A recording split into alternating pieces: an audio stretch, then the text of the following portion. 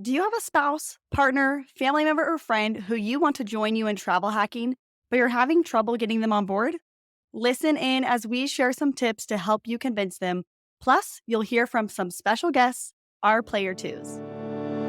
Welcome to the Travel Hacking Mom Show. We are three moms who've discovered how to leverage credit card welcome offers to get hundreds of thousands of dollars in travel expenses for nearly free. We've used credit card points and miles to take vacations to places like Hawaii, Paris, Greece, the Maldives, Italy, and so much more. And the best part?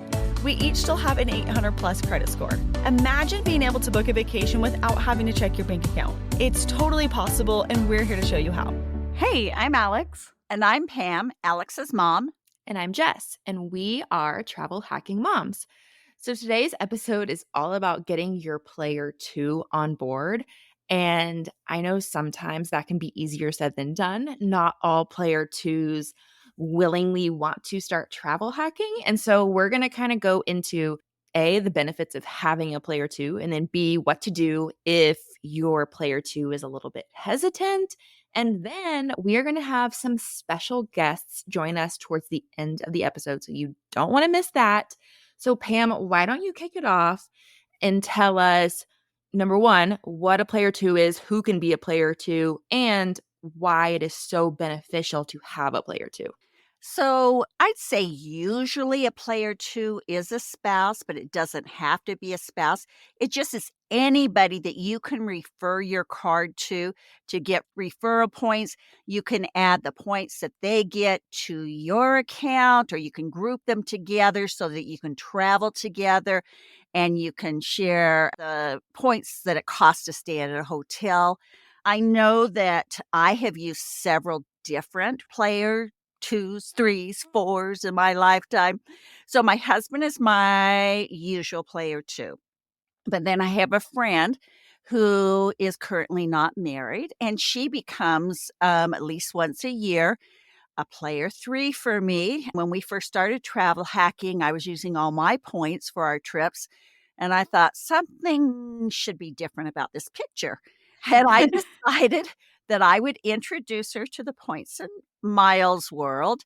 And so I now refer cards to her and I get a referral. She then will meet her minimum spend. Like right now, she's working on the Chasing Business Preferred.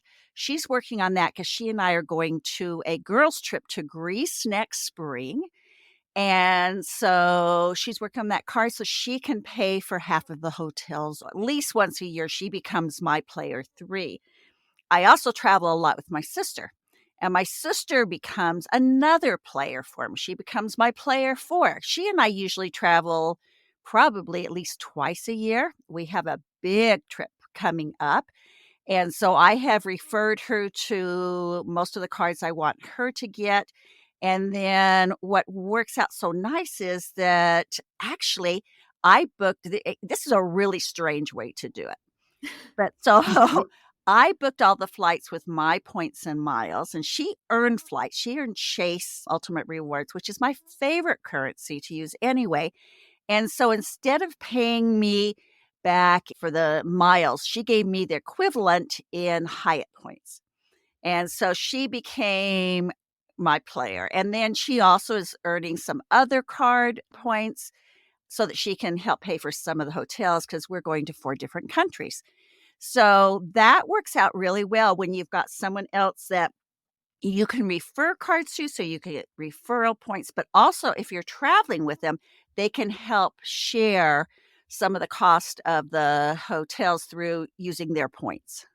And I assume Alex is also a player four for Yeah. you. Yes, Alex is. All my daughters are. When we go on girls' trips, we'll refer to each other. So somebody's getting the referral bonus, and everybody is chipping in their points to stay at different hotels, and it works out really well. Well, and also we've only done one. No, we've done 2 THM retreats so far. So Jess is even one of Pam's players sometimes too. So I think like the biggest take home for this part that we want to just drive home is that If you don't have a significant other in your life, like that is okay. You can find other player twos, whether that's a friend, a parent, a sibling. There's still options for you. You don't need to feel like, oh, this isn't going to work for me because I'm not married. Like it's totally can still work amazingly well. And I think one of the best players that people sometimes have, and they don't even think about, are parents. Maybe parents that just don't want to travel. They're not interested in it, but they are willing to open up a credit card that you refer them to and then let you use their points. I definitely can't do that. You can't. My parent won't share her boy. I will not share my points. I will. I sometimes will spring for a stay and pay for it We'll with my sometimes points. take turns. Like if I have the Yeah. HG points, I'll pay for that stay and she'll pay for a different stay and kind of works out. I've actually done this with my mom, and it doesn't really work anymore because now she's kinda like, "Oh, this actually looks really fun." Now, because I mean, I've been doing this since 2015, but, I didn't have, like, the social media account. I didn't have a podcast, and so now that she's seeing all of these trips and listening to our podcast, she's kinda like, "Oh, wait, I kinda actually wanna travel with you." So, it's not working out the best anymore because now she actually does wanna use her points, but initially, she was like, "I don't wanna travel, I don't wanna deal with it," and I said, "Hey, let me refer you for the Chase Sapphire Preferred. I will pay your $95 annual fee, and I'll get the referral points, and then, you can transfer your Chase points to Hyatt, and then you can transfer them from Hyatt to me," and I totally came out ahead on that deal. So I completely agree with what Pam said. Even if you have parents or siblings who have no interest in traveling, maybe you could somehow work out a deal with them and get a little bit creative. Yeah, I love that idea. I wish I had someone who didn't wanna travel. Unfortunately, all my family members see my traveling and they're like, "Oh, wait, what card should I get?" And I do get some referral points that way, so that helps. So, broadcast, let people know what you're doing. Who knows what player 2, 3, 4s will come out of the woodwork for you. Okay, let's move on for a minute now. And Jess, why don't you start telling us a little bit like how to get a reluctant player two on board? As we'll kind of discuss later, you have some experience with that. Yes, I have firsthand experience with getting a reluctant player two on board. So I'm just going to share some tips with you. The number one tip I have is to do your homework and make sure that you understand the basics before you bring this topic up with your spouse or partner. Because if you just go to them and say, "Hey, there are these 3 moms I found on Instagram, and they open 30 credit cards, and they have all these points to travel free," and your spouse says, "Okay, that's weird. That sounds like a recipe for disaster. How does it tell me how it works?" And you're like, "Oh, I don't know. I just saw a reel that they did." That your player 2 is not going to really wanna dive into that. So, number 1 is do your homework, do your research, make sure that you understand the basics. Our free masterclass is a great place to start. We will link that in the show notes. We have several people who have watched our free masterclass with their player too, so that they're on the same page. So that's a great place to start. If you wanna really fast track your learning, our course, Award Travel Academy, is another great place to start. We have several couples who go through our course together, are both in our course Facebook group to ask questions and get feedback. So, those are really great places to start. Another thing that I found helpful when I was trying to get my husband on board is showing him sort of the lost opportunity costs of not charging our expenses to credit cards. Like, so we would use a debit card, or we would use what Pam calls the slow burn. Like, we had a United credit card that we put every single purchase on. And yeah, we racked up United miles, but not at the same pace as earning new welcome offers. And so we budget, and I was like, "Hey, here's how much we spend. We could easily open a new card, spend the exact same amount we're spending, pay it off just like we're doing with our United card, but get these new welcome offers and really level up how many points we're earning, the amount of free vacations we're able to take." And so I feel like that really opened his eyes, like, "Oh, so instead of getting 4,000 United miles, we could open a new card and get 70,000 points or 80,000 points or 100,000 points." And so It's kind of like the proof is in the pudding. You got to like show it to them and be like, here's what we're doing now. Here's what we could be doing if we just changed up our strategy a little bit. So that is another tip that I have. The third one is take them on a free trip. Like, I was all talk, and my husband's like, "Yeah, yeah, yeah, we're gonna get a free trip. I know. You keep saying we're gonna get a free trip." And then I flew him to New York on miles, and we stayed at the Park Hyatt New York, which is like $1,500 a night if we were paying cash.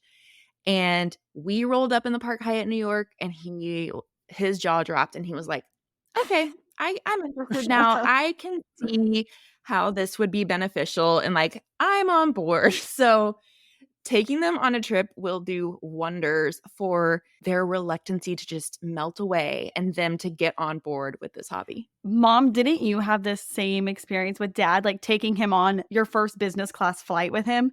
Was that your Emirates business class flight that you guys did? Right, we were going Emirates to Dubai, and so we start out in the Emirates lounge, which is crazy, and he's getting filet mignon and all this, delicious food. We get on the flight, it's big, there's all these great meals, lots of great shows to watch. It was like I think it was like a 16 or 19-hour flight. It's one of the longest direct flights in the world, and he just had a smile as big as can be on that flight, and now every time we're gonna go somewhere, the first thing he says to me is, "We're going on business class, right?" So, yeah. Well, and he also, like, doesn't love that type of travel where you're in the airplane all day. Like, I remember him being like, "This is such a long flight," like, not looking forward to it at all. So to then walk on, like, "Oh, this is how we're doing this." I know you'd probably told him you're flying business class, but he maybe just didn't quite understand what level Emirates business class was gonna be. Exactly. I don't think people understand because I did the same thing with my brother, and I was like, "You need to book this flight. You have enough miles to get business class." And he was like, "Okay, what is that? Like, what is business class? What's so special about it?" And I was like, "Your seat turns into a bed." And he was like, "Wait, what?" Like, "My seat becomes a bed?" And I was like, "Yes, that is why you gotta do it." So, yeah, you gotta just educate these people and show them the light. So, my final tip is to make it easy for them.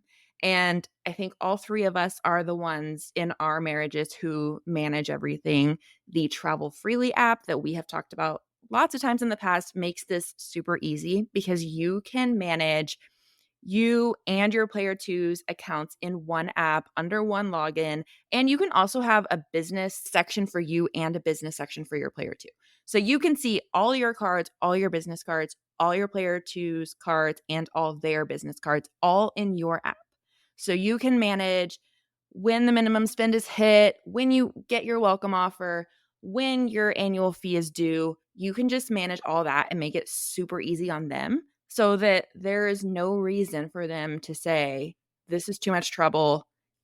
It's not worth it. You just don't want to give them any reason to doubt you or doubt the process. And so just make it as easy as you can on them. As much as my husband enjoys the perks of travel hacking, he still does not want to talk to someone on the phone. The minute we have to call someone about anything, having to do with the credit card, he wants me to do the talking, so we call them up. He says, "I would like my wife to speak on my behalf." He answers a couple security things, hands it to me, and it then becomes my thing to deal with. And that's just something that I know that's just how it is. And so being willing to be that person who is the talker, who is the organizer, who is the earner will go a long way in your partner wanting to do this. I've had the same experience where and I don't even like talking on the phone. I don't like talking. But if it means talking on his behalf and getting approved for a card, then I'm willing to do it. I have gone so far as to like write a script out for him. I'm like, here's what you say, here's what they're probably going to say. So then when they say that, you say that, I mean, I have written down on a sheet of paper and I've taken pictures of him like on the phone reading the script to them. And I'm just like, whatever it takes, I'm willing to do it. So you just got to get creative and, be willing to take the reins on this. And it's not just women who are trying to convince their husbands. I hear from a lot of men who say, "Yeah, my wife is not into this. What can I do? How can I get her to be, a willing partner and join me and be as excited as I am?" And really, the main thing I say is, take her on that trip.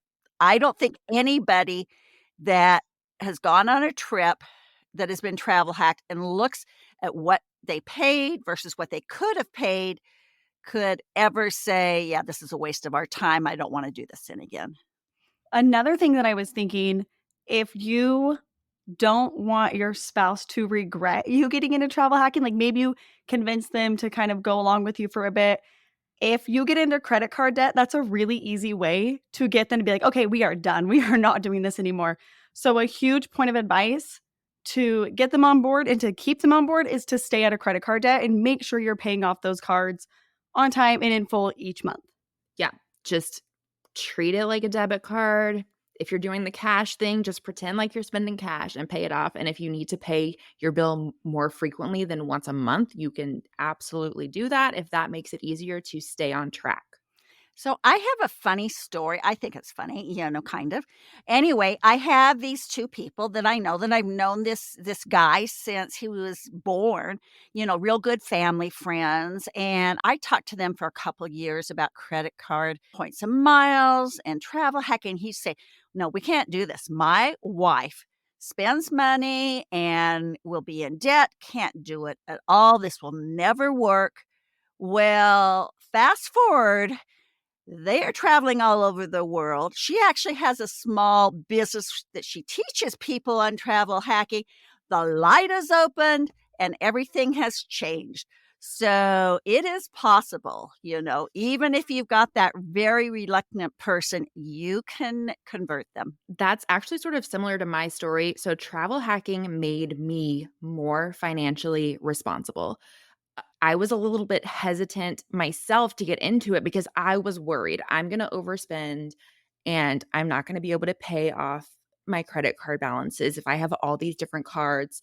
So I actually decided I want to do this so badly that I'm willing to be super good with my finances. And I personally use YNAB, which stands for You Need a Budget. I have been using it since 2014 and I'm not stopping anytime soon, but it is a great tool for helping me keep all my cards organized, keep all my spending on all my cards organized.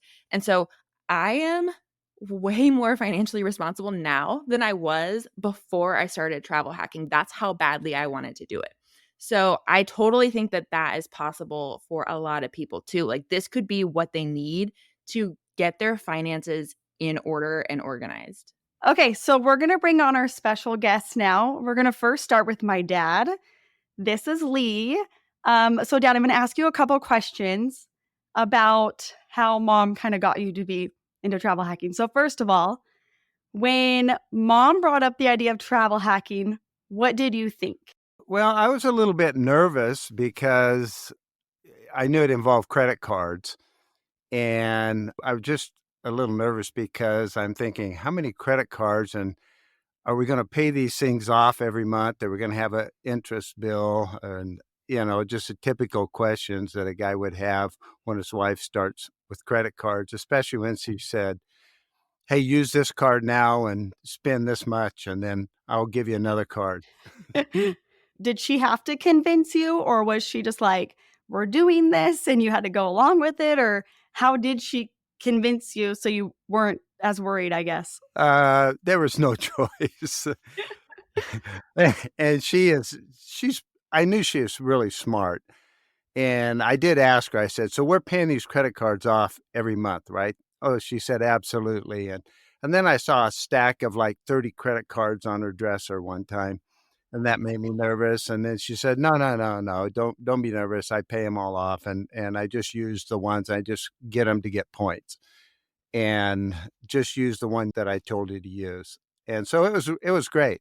It was no problem. So if your thoughts changed, sounds like they've changed over the years. Do you feel better now? Like maybe how long do you think it took till you started to feel like, okay, like this is going to be okay and she's not going to get us into credit card debt? Probably the first time I flew on business class. It worked out pretty well. We were just talking about that, so your response is timely.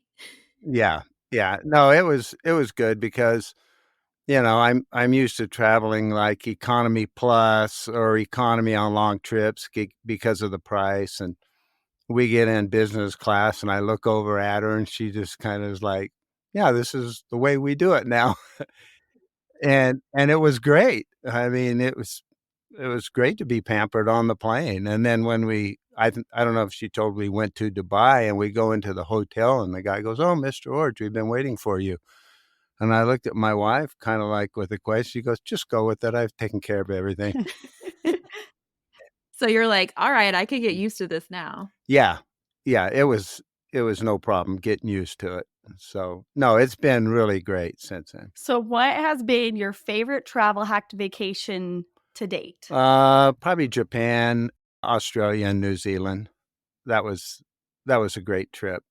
The only thing is she likes to hotel hop, and so we were I just get settled in, I go, "Man, this is a nice place, I can stay here a week." "Oh, yeah," she said, "You got 2 nights." Then we're going over to this place, and then I go to that place, like, "Oh, this is great. How long are you gonna be here?" "Well, we'll be here 2 nights," and then we're going another place, so Well, that sounds like her.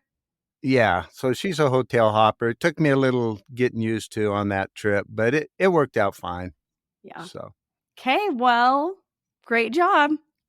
We're gonna bring on our next guest here. We'll see you later. Bye, Dad. okay, bye-bye. I wanted him to say something about that I was gonna travel regardless, but doesn't have to pay for it through retirement money now. Yeah, that's a definite plus. And all of those were on the fly. So we Yeah, he knows what's going on pretty darn good to know. exactly. Okay. I love that even he knows you're a hotel hopper because everyone listening right now knows you as Pam, the hotel hopper. So I can relate with him though, because that's why I don't like hotel hopping. All right, now we are joined by Alex's player two, also known as her husband, Mitch.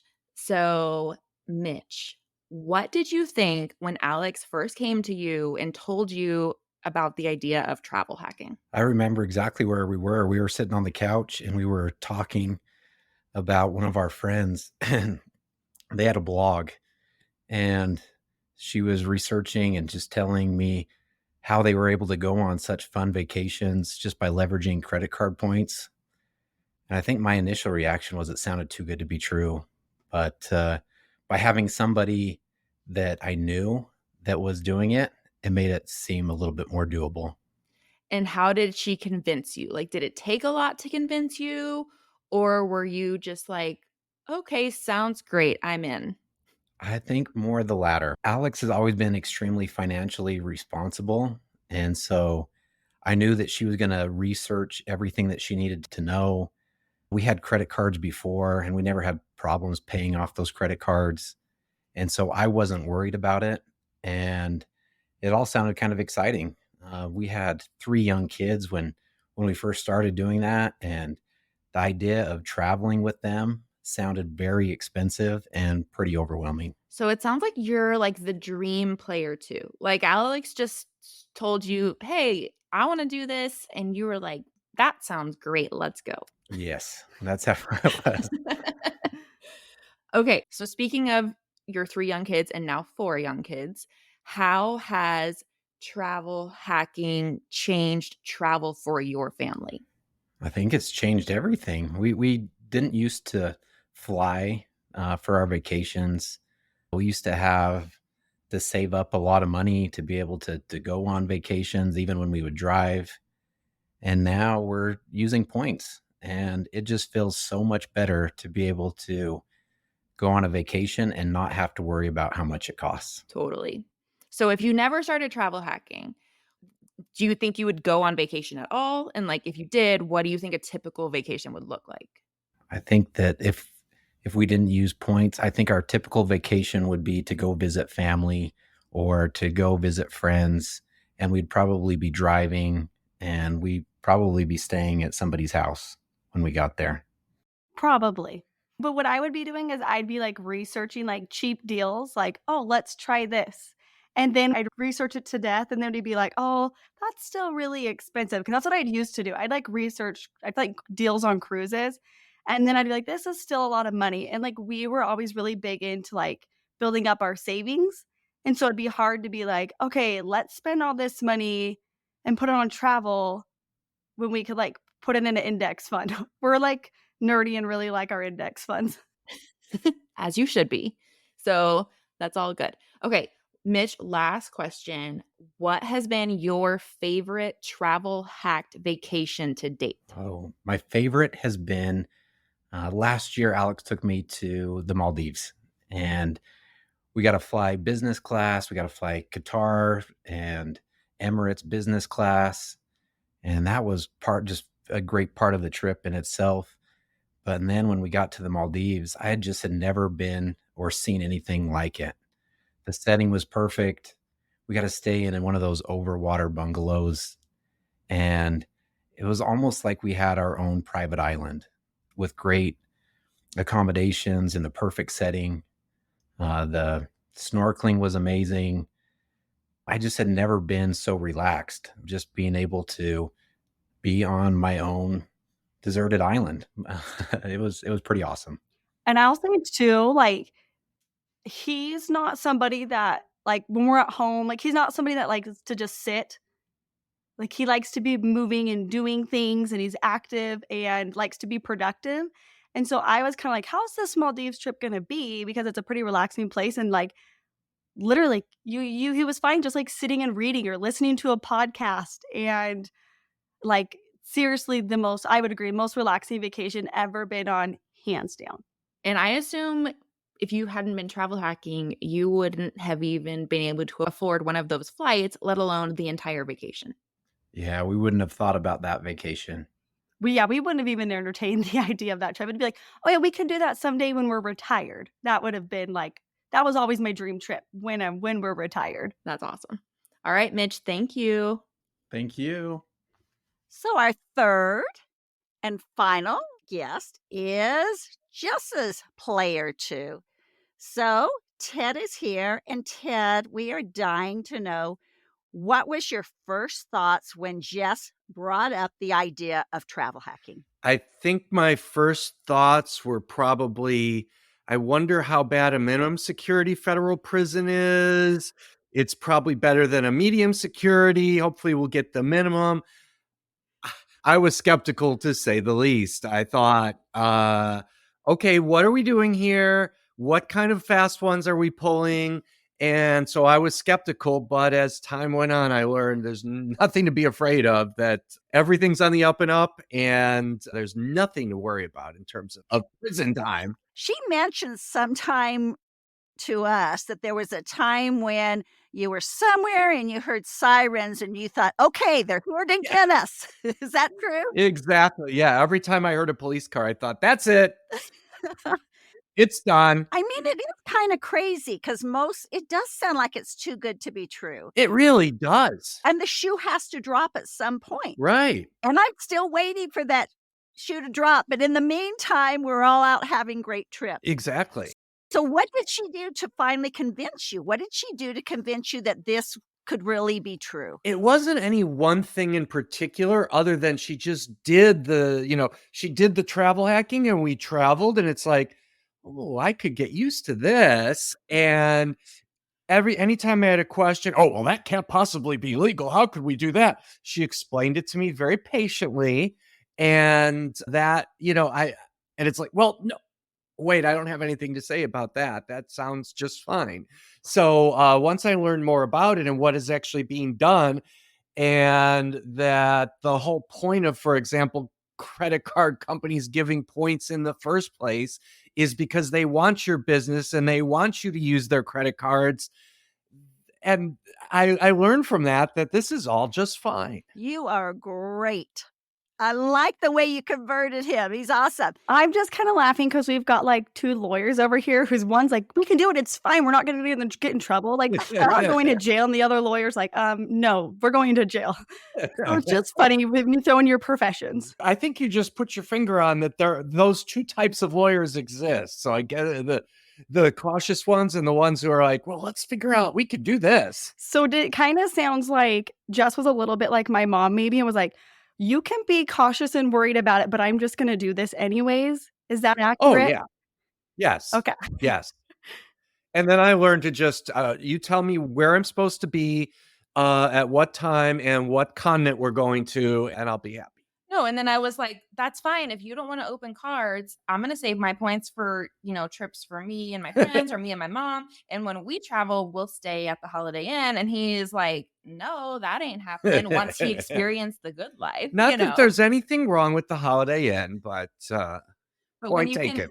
So it sounds, Ted, like your thoughts about travel hacking have changed through the years. Is that correct? I believe that they have. They've evolved from point A to point B to point C, basically. And if you look back on all the travel hacking that you've done, what would you say is the trip that you've enjoyed the most that you've been able to travel hack to? Oh man, okay. So I'm gonna answer with two things: a very recent one, and then a one from a little bit longer ago. The longer ago one was when we all, my 3 kids from my previous marriage plus Molly, our kid, all 6 of us went to the UK. And I couldn't wrap my mind around that at first, that all 6 of us could ever go on a trip like that. 10 years ago or whatever it was, we were going on trips, driving to Austin from Houston or something. And that was the big trip. So when we all went to the UK the first time, and we went to Scotland, and it was just amazing. And then the most recent, so that I think that was the favorite in terms of the destination, and just in terms of the wow, we have arrived in the travel world, that we can do this. And then I know what he's going to say. I do too. the Emirates first class flight from Houston, from Milan to Houston. Milan to JFK. To JFK, yeah. I've never been on a flight like that. It's the first class on there was just absolutely amazing. And I still tell people about it. And I still say, we didn't pay for it. It's great. She took a shower in the air on the flight and we didn't pay for it. Do you understand? That's me talking to people about it. I got to say, You Ted. didn't take a shower? No, that's what I was just going to say.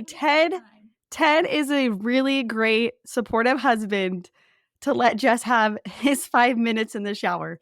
I mean, that's a bucket list experience right there. What a guy. Wait, Jess, you had 10 minutes? No, I had, okay, so you know how they give you like 40, She had it. She had Yeah. 5. So they So give just say yes to her. No, they give you 5 minutes in the shower, but they give you 45 minutes in the Right. shower stall. So they gave Right. me an hour and a half. Oh my goodness. Because I was like, because he was like, I don't know, that's kind of weird. And I was like, can I have your time? And then I can make a ton of content. And I was very happy sitting in my luxurious seat, eating my luxurious food, having the flight attendants refill it every time I finished something and all that. So yeah. And he got his popcorn while he was watching his movie. Yeah. And he was completely fine. Yep. So did you guess right? Did you both guess right? Or? I totally guessed it. Do you know what? I thought you were going to say the Park Hyatt Paris as like your favorite hotel. That is my favorite hotel. Yeah, that was my favorite hotel. Because I was like, I felt like I was a little disappointed because I was thinking, I know what Ted's going to say. I know, but I didn't. You got me. At some point when you travel as much as we can now, you don't even remember all the possibilities. So yeah. Well, thanks, Ted, for being such a great player too for Jess and for coming on the podcast. My pleasure.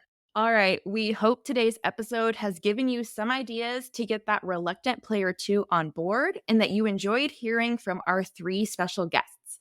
If you want to learn even more, make sure to register for our free masterclass, How to Start Traveling for Nearly Free, by visiting the link in the show notes.